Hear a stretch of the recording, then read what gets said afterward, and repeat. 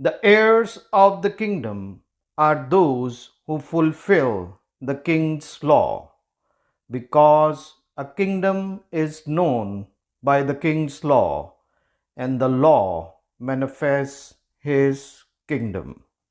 James 2:11.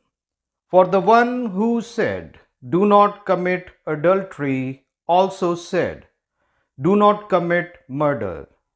Now, if you do not commit adultery, but do commit murder, you have become a transgressor of the law. So speak and act as those who will be judged according to the law that gives freedom.